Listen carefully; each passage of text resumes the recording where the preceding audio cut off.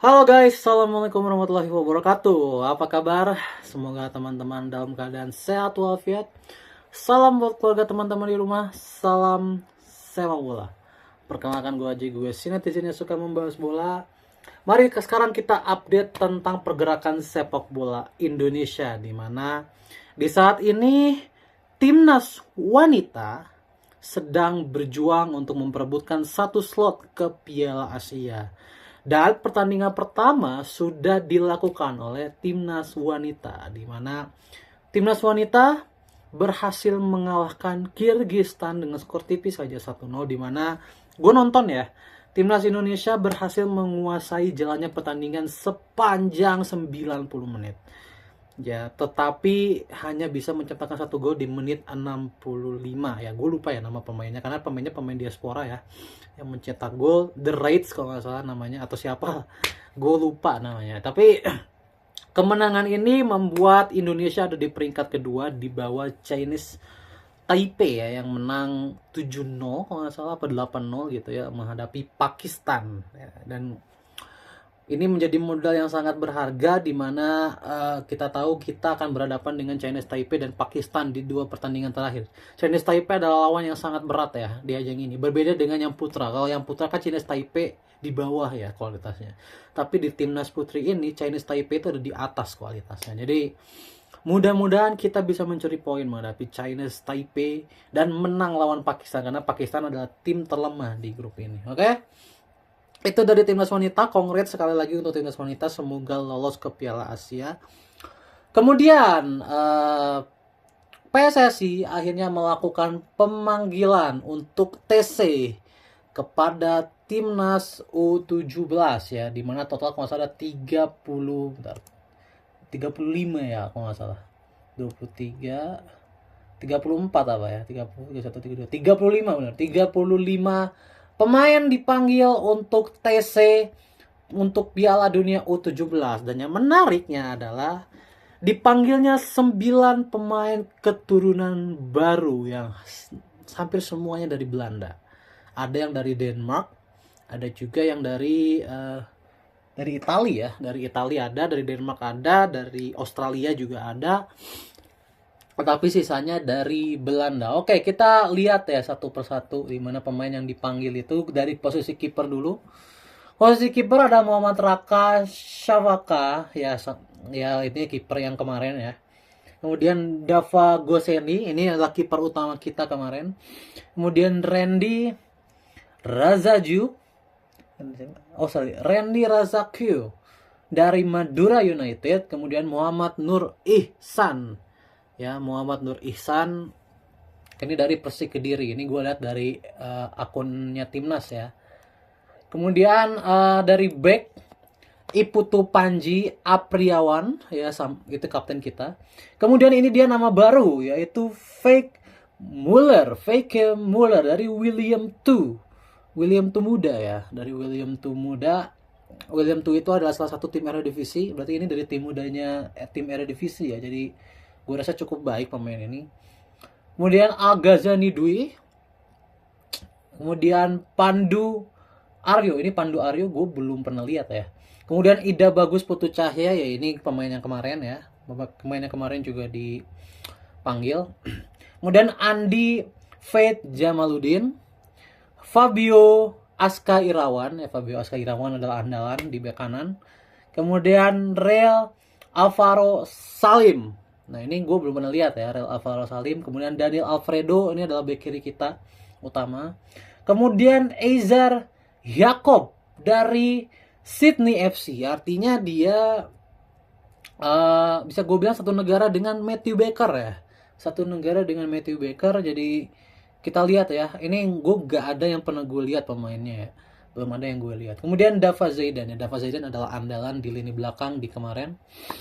Ya, itu dari posisi belakang teman-teman. Tidak ada nama Matthew Baker ya. Kayaknya Matthew Baker nggak akan ikut TC ya.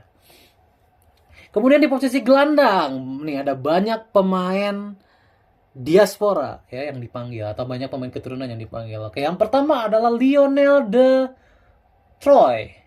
Ya, dia berasal dari tim mudanya Palermo. Ya, klubnya Emil Audero sekarang ya, Lionel de Troy. Nanti kita akan lihat kali ya mainnya seperti apa mungkin di sosial media. Kemudian Floris de Pachter, ini juga dari Belanda, dari klub SC Telstar ya. SC Telstar. SC Telstar itu yang bentuknya diamond, gue masih ingat diamond gitu. Klub yang diamond, kemudian warnanya tuh merah biru. Ya, salah satu klub Belanda juga. Kemudian Evander Florasta, ini adalah andalan kita juga. Kemudian Noba Pohan si Hotang ya. Noba Pohan. Oh, tapi dia mainnya di NAC Breda ya. Dia namanya Indonesia banget, tapi dia mainnya di NAC Breda. Oke. Kemudian Jonah Gosling. Kalau ini udah dari kemarin rumornya udah akan dipanggil ya Jonah Gosling ini. Kemudian Nazriel Alvaro, ini adalah andalan kita di lini tengah kemarin ya. Kemudian Miraj Rizky Sulaiman. Nah, ini salah satu nama yang belum pernah gue lihat. Miraj Rizky Sulaiman. Berarti ada satu yang nggak dipanggil ya berarti. Siapa ya? Gue lupa. Oke, itu dari posisi gelandang. Kemudian dari posisi penyerang ada Rafi Rashik. Ini gue belum lihat. Kemudian ada Azadim Ayoub. Nah, ini gue nggak tahu ya pemain dari mana. Dia bermain di Elfernam FC di Norwegia. Dia mainnya di Norwegia. Kemudian ada Deston Hope. Ini gue belum pernah dengar nama ini. Dari SC Telstar juga. Kemudian Jos Holong. Ya, Jos Holong udah andalan dari AFF lalu. AFF. Kemudian ini Fandi Ahmad juga udah andalan. Kemudian Aaron. Ini Aaron gue belum pernah lihat ya dia. Belum pernah lihat dia main. Kemudian ada Nicholas dari Rodsburg BK dari Norwegia juga. Banyak yang dari Norwegia ya. Ini berasal dari Norwegia juga. Jadi kita lihat ya nanti dia akan seperti apa. Kemudian Mirza. Ini pemain asal Jawa Barat ya. Mirza main andalan kita. Dimas Adi Prasetyo. Nah, ini gue belum pernah lihat nama ini ya. Dimas Adi Prasetyo. Kemudian Yohanes Yapagaimu. Yohanes Yapagaimu dari Pati. Ini juga belum pernah gue lihat. Kemudian Muhammad Aldiansyah Tahir ya kemarin jadi andalan. Dan Alberto. Ya, Alberto sudah jadi andalan sejak AFF ya. Jadi pemain-pemainnya mayoritas adalah yang kemarin. Tetapi ada beberapa pemain cadangan yang tidak dibawa.